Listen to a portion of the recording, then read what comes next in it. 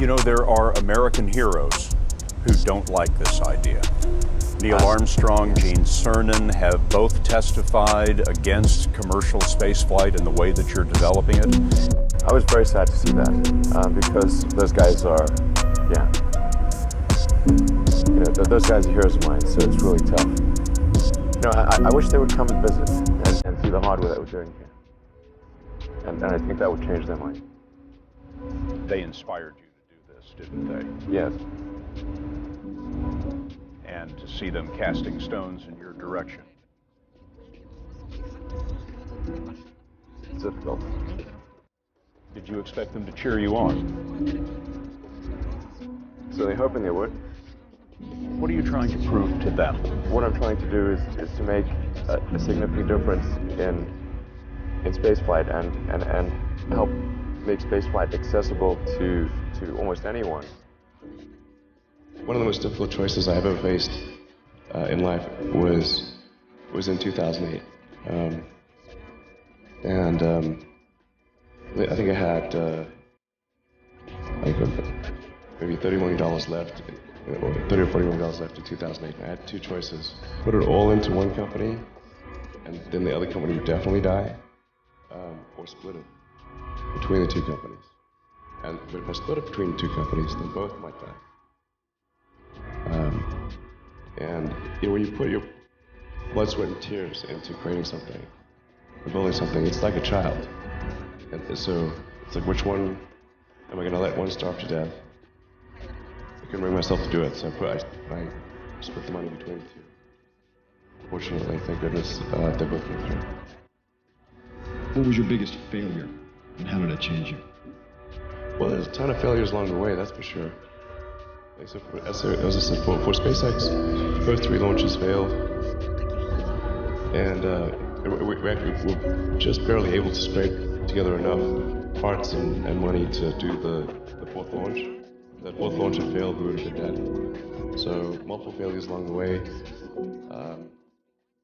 I tried very hard to get the right expertise in for SpaceX.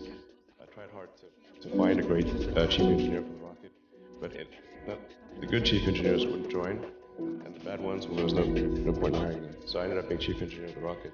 So if I could have found somebody better, then we would have maybe had less than 3 failures. That 3rd failure in a row, did you think, I need to pack this in? Never. Why not? I don't ever give up.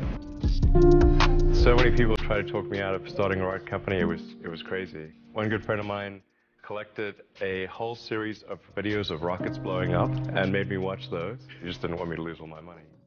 We're doing these things that seem unlikely to succeed, and we've been fortunate, and at least thus far they have succeeded. Now is the time to take risks.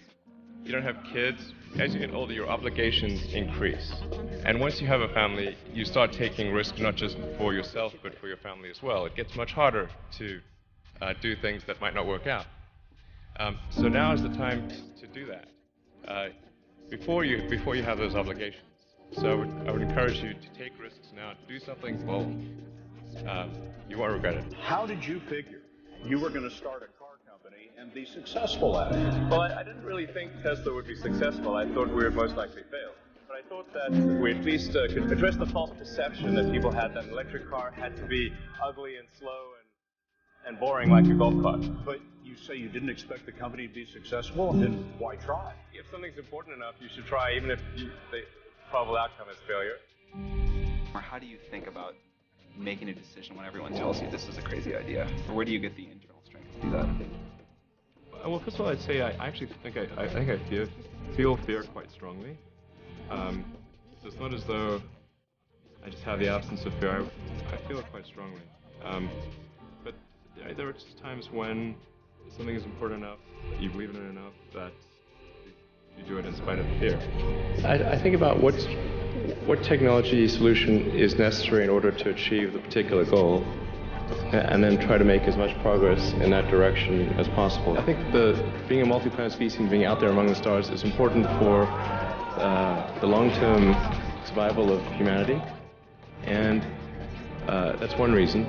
But then the part that I find personally most motivating is that it creates a sense of adventure, and it makes people excited about the future.